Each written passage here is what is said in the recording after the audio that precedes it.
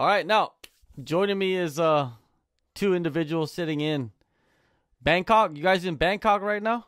Yeah, Bangkok represent. I represent Bangkok. Nicholas and Marie, thank you so much for joining me today. You guys, it's a beautiful day. How is Bangkok right now? Is it crazy or are you guys going back to normal? It's improving a little bit.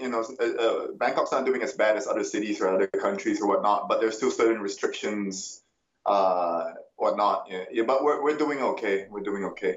I seen Shannon Weird Chai. He's out there in Bangkok too, and he was training in the park.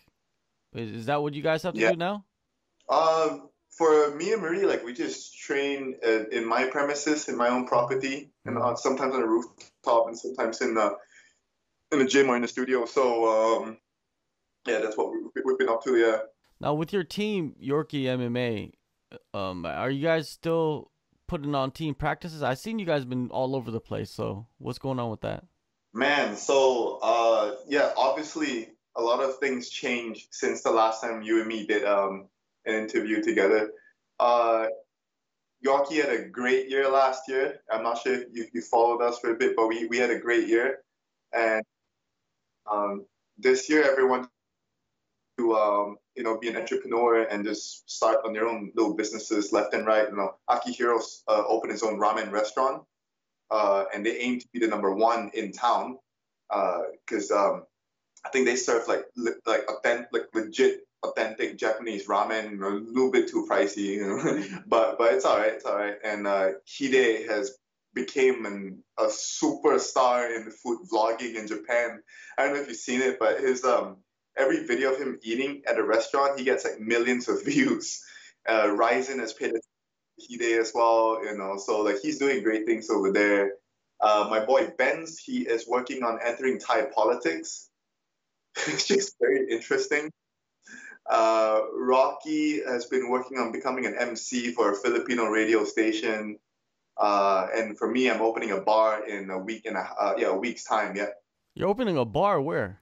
on Nut in Sukhumvit. Yeah, Okay, okay. Damn, you guys have flipped the script. It changed everything. yeah. No, it's just one of those where well, we didn't want to be like every other team or gym where I know some viewers are gonna get pissed off, but where they're like I'm a fighter, like, look at my ears, like yeah, we just want to be like different from everyone else and live our life and explore life and just have different options and different businesses and revenue and things that we could do in life. So that's what we're doing. We want to be good at fighting, and we are pretty good at fighting, I guess. But we also want to be known for other things in life. So that explains why we're doing what we're doing, I guess. All right, so you're still coaching, but you have a bar that you're going to open. You still have that. Are you still in that place where you at before, where you would train all your fighters? No, we moved. Okay, so I no longer coach professionally, or at least me. I actually stopped coaching for a while now. So we every now and then when the team is available, we just get together and then we train and work out and whatnot. Unless there's like a big fight coming up or like a specific fight camp that we all got to come together and work on, then that's when we kind of like flip on the switch.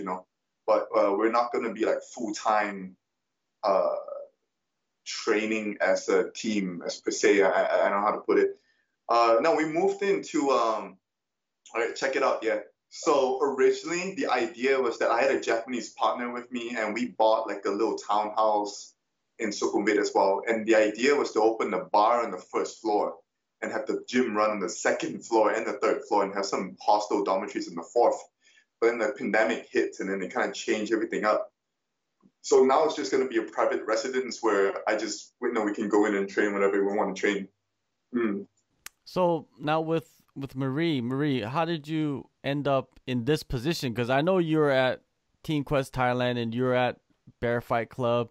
Now you're in Bangkok. How did you end up there right now in this position?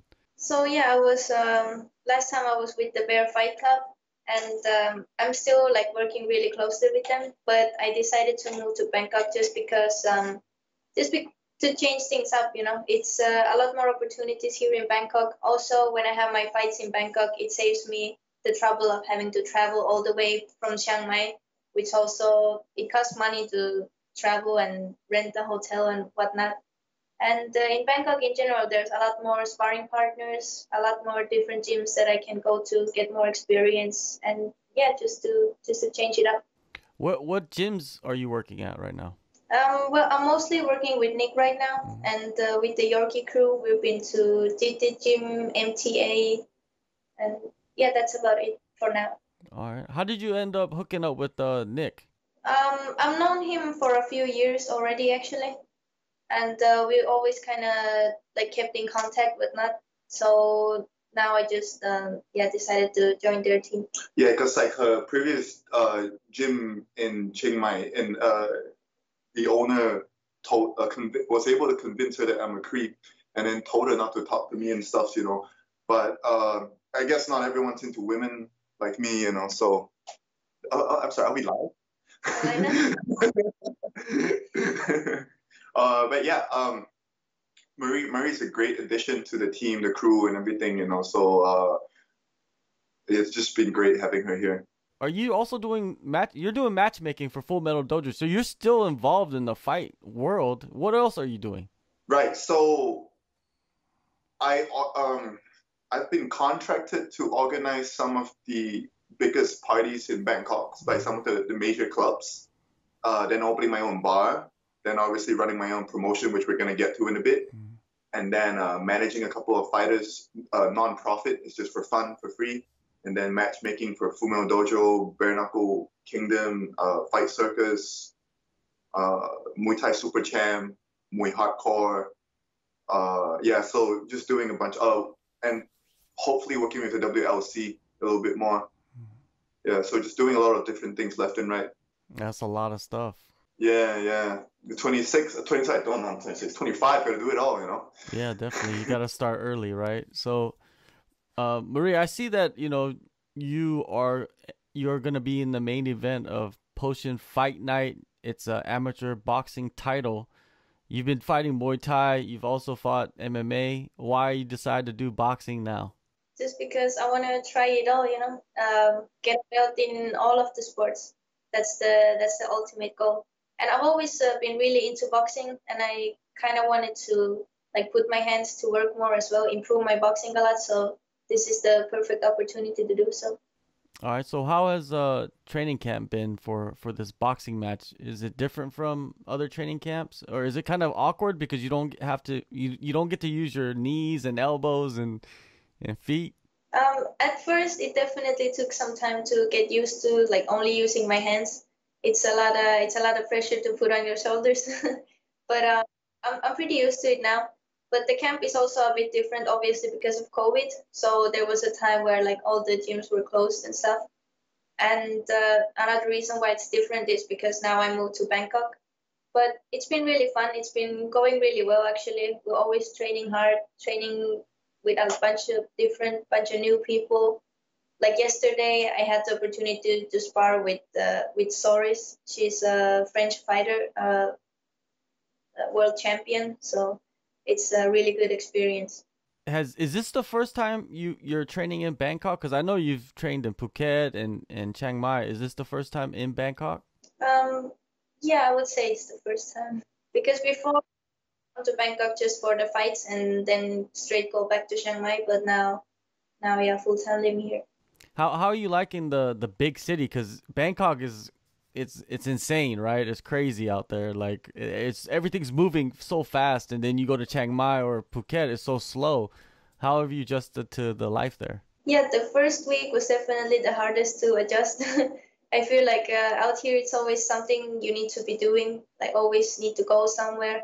In Chiang Mai it was pretty much like slow life. You finish your training, you just rest up. But I think I'm getting used to it pretty quick. It's not as bad as I thought it would be in the beginning. So how is it training? Like it's a very private camp for you, it seems like, especially you have your coach with you, and he basically takes you everywhere and follows you around and works with you very closely. Is it different from your previous camps, any? I wouldn't say it's that different because all my previous camps as well, let's say at the Bear, it was just every day at the Bear, you know, and I would always be with my coach as well. So kind of used to it. You're boxing now, but you, like I mentioned earlier, you were, you've been doing Muay Thai. You had some MMA fights. So are you at this period of your career? Are you just trying to do everything, and then eventually you'll figure out, okay, I'm gonna focus on one? I think Muay Thai will still be my main focus, but this is just so I'm not saying that I will transition to boxing or anything.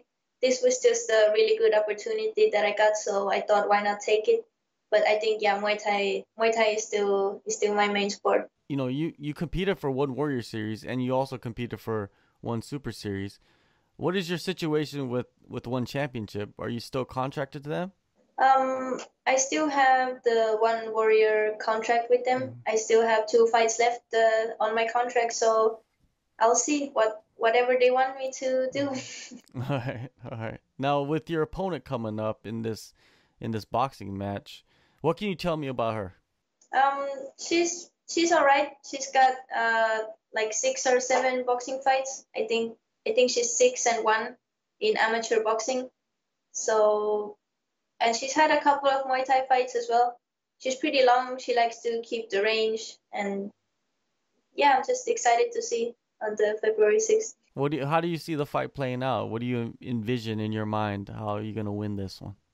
I think I'm gonna be walking forward, and I'll try to break her in the 3rd or 4th round. Okay, like a Terminator.